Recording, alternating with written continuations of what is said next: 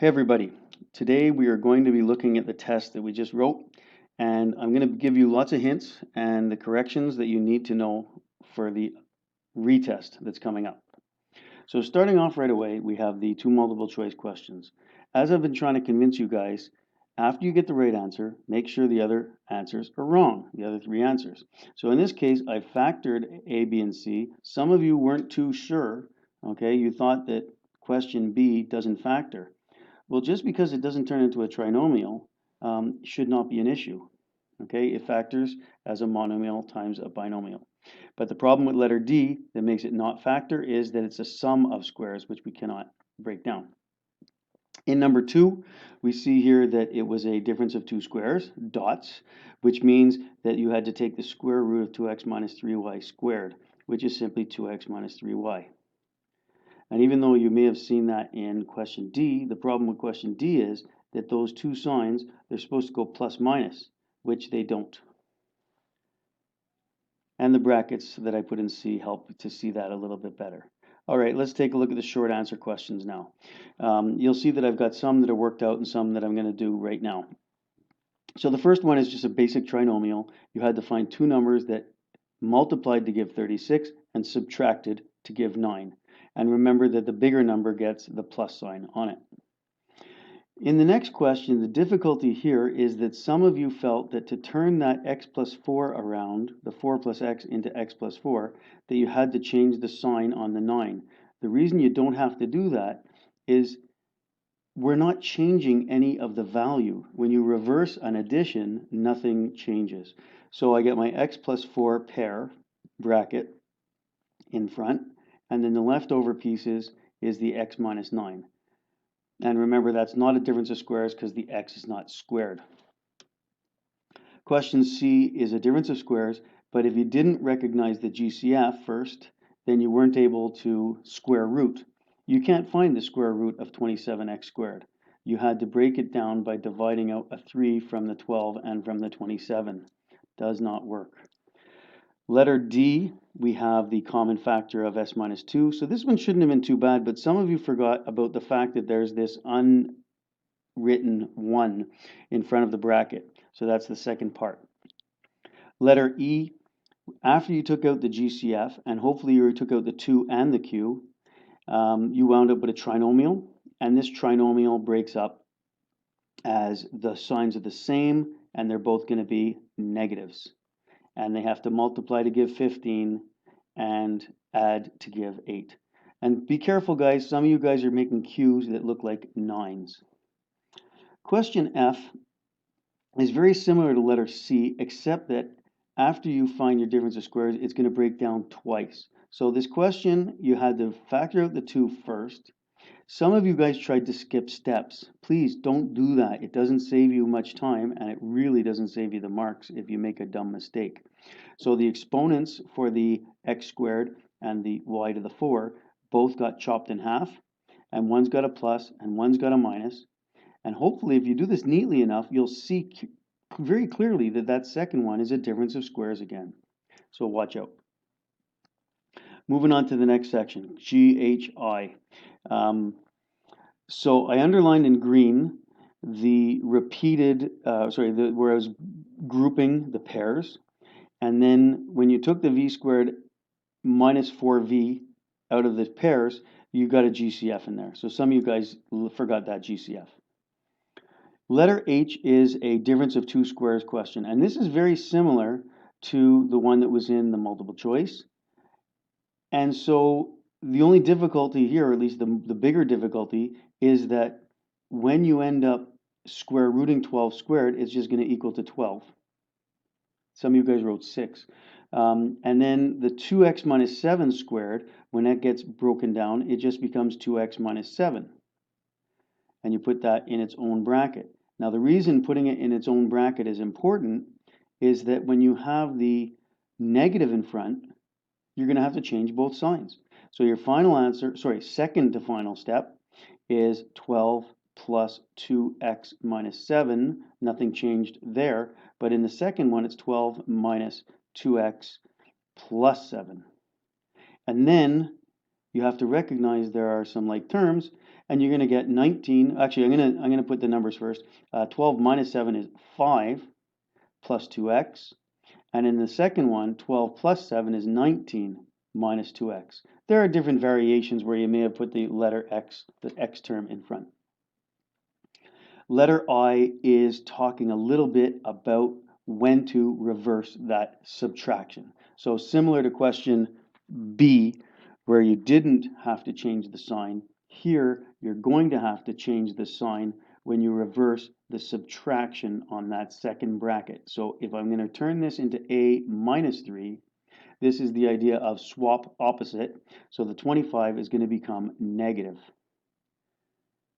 And now I have my common factors, so hopefully this part is pretty good for most of you, and your leftovers go into that second bracket.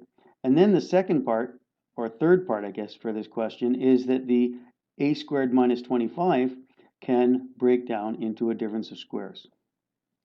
A plus 5, a minus 5. One more word of caution. I noticed that some of you guys are skipping this step and going right to the one after. Please be careful with that because you make a dumb mistake and then I can't give you as many part marks, and you may not end up getting the difference of squares that was needed. In letter J, we have the common bracket 3 times. Some of you guys thought you're only allowed to take the pair in front. It's all 3 that goes in front, and the leftovers is a simple trinomial, which factored numbers that multiply to give 12 and add to give negative 7. So it was negative 3 and negative 4. The signs are the same, and right, they're plus there. Signs are the same, and they're both negatives. And letter K, there shouldn't have been any surprises here. Unfortunately, there were. After you factor out the 2x, the 4a, and the negative 3b, you're going to get the 2x plus 5y that carries out into the front, and the leftovers go into that second bracket. And please remember to look for GCF, okay, before you move on to the next question. In this case, there aren't any, or like terms, but be aware that that could happen. Moving on to the second page. The first question gave some of you guys trouble because you forgot to factor out the negative. And if you didn't factor out the negative 3, then you weren't going to recognize that this was a simple trinomial. And the 2 letters that you see there, the x and the y, they take care of themselves when you end up factoring the numbers. Now, you see the mistake I made? I factored out a negative 3, but I forgot to change the sign on the negative 60, right? That was a negative, so that's going to turn into a positive. Otherwise, this won't factor. And then you break that down. You're going to have x and x. You're going to have y and y.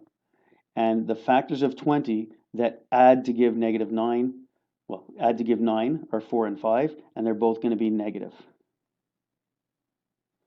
And we're done. Nothing more on that question. Letter M, after you take out the GCF at the beginning, you're going to get a difference of squares. Now, many of you didn't take out the GCF at the beginning. You decided that you could just factor by square rooting both of those guys right away. That's okay, except that both of the brackets would have a common factor of 3a in them. Some of you guys did that. Well, you have to take that common factor of 3a out, you multiply them together in front, and that's what's going to get you that negative 9a squared. Letter N, the only thing to watch out for is the fact that there's a difference of squares at the end of it all, so be aware of it. Some of you guys reordered the terms. You didn't have to, but it would still give you the right answer.